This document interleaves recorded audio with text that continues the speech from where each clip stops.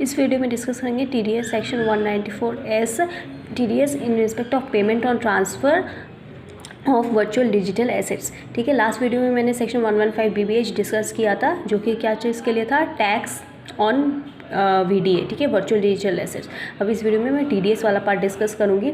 ठीक है, TDS 194S में पेयर कौन होगा, TDS का या TDS डिडक्टर, पेयर या TDS डिडक्टर कौन होगा, एनी पर्सन। ठीक है, एनी पर्सन।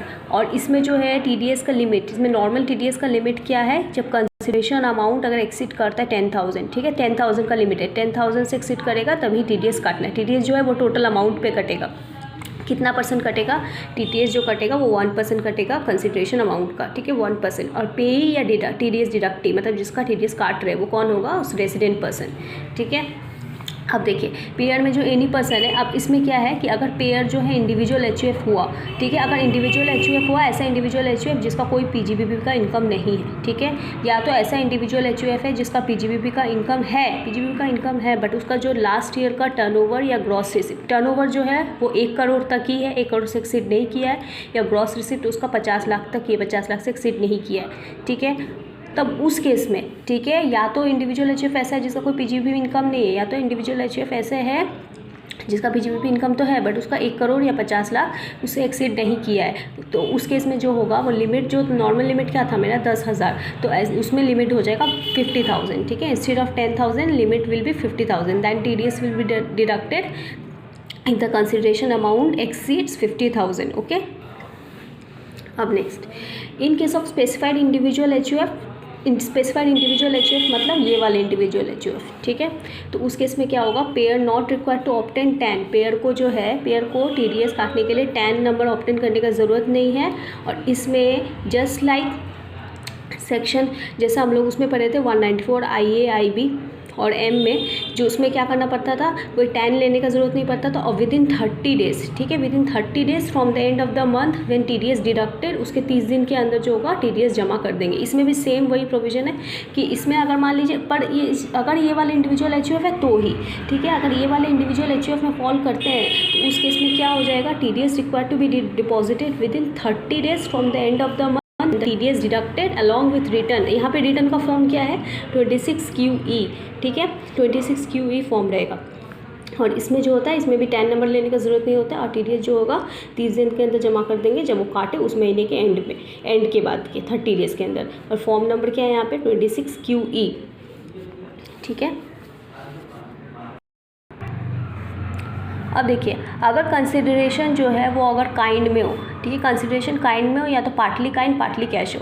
ठीक है, अगर पार्टली काइंड पार्टली कैश हो या काइंड में हो, तो इसमें सेम मीनिंग्स की तरह है कि तब पेयर जो है तभी पहले इंश्योर कर लेगा कि जो टैक्स जो है उस एसेट के रिस्पेक्ट, VDA के रिस्पेक्ट में जमा हो चुका है। कंसिडरेशन जो है वो तभी रिलीज़ करेगा जब जो है इंश्योर कर लेगा pair will shell ensure that the tax in respect of that asset has been paid before releasing the consideration. Okay, next,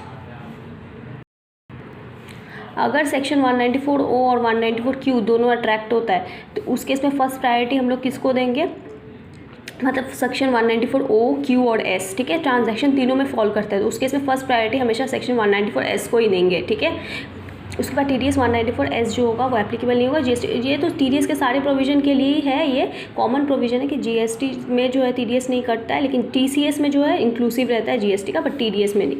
ठीक है, and if payment done using payment gateway, ठीक है, ये तो सेम है 194O की तरह कि पेमेंट गेटवे के थ्रू जो पेमेंट होता है, पेमेंट गेटवे को जो है TDS काटने का ज़रूरत नहीं पड़ता है। ठीक है, अब नेक्स्ट, अगर कंसिडरेशन कैश में पेमेंट करते हैं तब का ये सीन है। ठीक है, ये केस के एक एक केस करके देखेंगे। अगर, ठीक है, सपोज ये एक ऐसा है, मैंने एग्जांपल की तरह VDA एक बायर, ठीक है, वर्चुअल डिजिटल एसेट जो बायर, जो कि TDS काटने वाला है। ठीक है, वर्चुअल VDA बायर है, समझ लीजिए, और यहाँ VDA सेलर। यहाँ पे सपोज ऐसा सिचुएशन है जहाँ पे बायर जो है VDA परचेज कर रहा है थ्रू अ प्लेटफॉर्म। ठीक है, एक प्लेटफॉर्म के ज़रिए वो परचेज़ कर रहा है। ठीक है, डायरेक्ट सेलर नहीं, एक प्लेटफॉर्म के ज़रिए परचेज़ कर रहा है। अब बता, इसमें क्वेश्चन है कि यहाँ पे TDS जो है 194S में कौन काटेगा। ठीक है, यहाँ पे जो है, यहाँ पे बायर जो है, बायर को जो है टीडीएस काटने का ज़रूरत नहीं है 194S में, ठीक है। यहाँ पे बायर टीडीएस नहीं काटेगा। इस सिचुएशन में कौन टीडीएस काटेगा? प्लेटफॉर्म काटेगा। यार such platform will deduct TDS under section 194S of VDA seller on payment remitted to seller, ठीक है। ये प्लेटफॉर्म जो इससे पैसा लेके, ठीक है, बायर जो परचेज़ किया उससे पैसा जो रेमिट करेगा, लेके सेलर को जब रेमिट करेगा तो रेमिट करने के टाइम वो प्लेटफॉर्म सेलर का टीडीएस काटेगा, ठीक है। यहाँ पे बायर टीडीएस नहीं काटेगा। लेकिन सिचुएशन ऐसा है कि यहाँ पे बायर है, यहाँ पे प्लेटफॉर्म, ये प्लेटफॉर्म ही जो है फाइनेंस सेलर है, ठीक है। ये ही फाइनेंस सेल कर रहा है, ठीक है, ये किसी से लेके नहीं, ये फाइनेंस सेलर यही है। तो इस केस में बायर को टीडीएस काटना पड़ेगा। इस केस में बायर जो है टीडीएस काटेगा, ठीक है। यहाँ पे जो है ये जब 3 चेन है यहाँ पे, तो यहाँ पे क्या करेगा, तो प्लेटफॉर्म जब देगा उसको पेमेंट तो प्लेटफॉर्म टीडीएस काटेगा। यहाँ पे बायर को काटने का ज़रूरत नहीं है। यहाँ पे जो है सिंस ये फाइनेंस सेलर है तो इसको जो है पैसा देने के टाइम इसको टीडीएस काटना पड़ेगा। अब ये वाला पार्ट को थोड़ा अच्छे से समझने की कोशिश कीजिएगा, ठीक है। वो वाला केस होता है जब कंसिडरेशन कैश में होगा। अब यहाँ कंसिडरेशन सपोज कि काइंड में, ठीक है, काइंड में, तो वो काइंड में होने से मान लीजिए इस बायर है यहाँ सेलर है, ठीक है। बायर जो है सपोज एक वीडीए है जिसका नाम है एक्स, वो एक्स खरीद रहा है, ठीक है, सेलर से परचेस्ड, और कंसिडरेशन बदले में कंसिडरेशन क्या दे रहा है उसको, एक वीडीए, दूसरा वीडीए, मतलब एक्सचेंज में। तो काइंड में तो है क्या ना, बार्टर सिस्टम के एक्सचेंज में, तो in consideration of VDA y, ठीक है, वो वीडीए वाई दे रहा है, उसका कंसिडरेशन क्या है, वीडीए वाई, ठीक है। यानी कि ये मोड क्या है, अदर देन कैश है, वो वीडीए वाई दे के वीडीए एक्स परचेज कर रहा है, ठीक है। और यहाँ पे सेलर जो है वो क्या कर रहा है, वीडीए एक्स सोल्व कर रहा है उसको, कंसिडरेशन में उसको क्या मिला है, वीडीए वाई मिला है, ठीक है। अब ये टीडीएस कैसे काटेगा बायर जो टीडीएस काटेगा वो किस रेस्पेक्ट पे काटेगा, जो वो परचेज किया है वीडीए एक्स के रेस्पेक्ट पे, वो जो रिसीव किया है, वो रिसीव क्या किया वीडीए एक्स, उस रेस्पेक्ट में टीडीएस काटेगा। यहाँ पे जो है टीडीएस दोनों को काटना होगा, ठीक है। काइंड है तो यहाँ टीडीएस दोनों काटेगा। क्यों दोनों काटेगा, ये बायर जो है वो एक्स के लिए काटा क्योंकि वो एक्स रिसीव किया। अब ये सेलर है, ये सेलर तो देखा जाए तो ये तो उसका बायर हो गया ना, क्या चीज़ का बायर हो गया, मतलब बायर मतलब क्या, वो रिसीव किया, क्या रिसीव किया, वीडीए वाई, कंसिडरेशन के फॉर्म में वो वीडीए वाई रिसीव किया है। तो वो वीडीए वाई के रिसीव किया है तो वो क्या करेगा, उसके वीडीए वाई के रेस्पेक्ट में वो टीडीएस काटेगा। तो इससे क्या हुआ, इससे दोनों चीज़ जो है टैक्स के रेस्पेक्ट में कवर हो गया। यहाँ पे एक्स के रेस्पेक्ट में वो काटा सिंस वो रिसीव किया वाई इन कंसिडरेशन में, अब वो वाई के रेस्पेक्ट में ये टीडीएस काटेगा, ठीक है। काइंड में ऐसा होगा।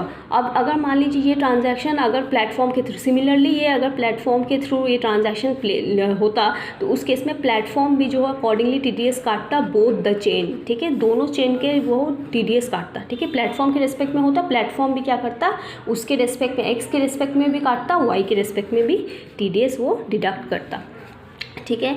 अब next TDS section 194S applicable on transaction with effect from 1/7/2022, ठीक है।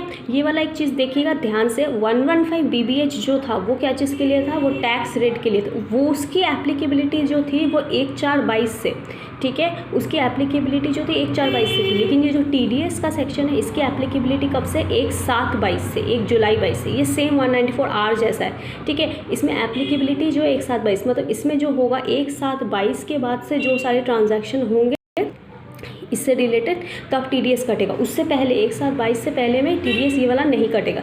लेकिन लिमिट कंसिडर करते टाइम, लिमिट जब हम लोग कंसिडर करते हैं तो उसमें पूरा फाइनेंशियल ईयर को कंसिडर करते हैं, पूरा फाइनेंशियल ईयर का ट्रांजैक्शन को कंसिडर करते हैं, यानी पूरा फाइनेंशियल ईयर 22-23 को पूरा कंसिडर करेंगे, सेम लाइक 194R जैसा पढ़े थे उसमें, ठीक है। TDS 194S applicable on transaction with effect from 1/7/2022 but for considering the limit of 10K और 50K transaction amount shall be the whole financial year, okay.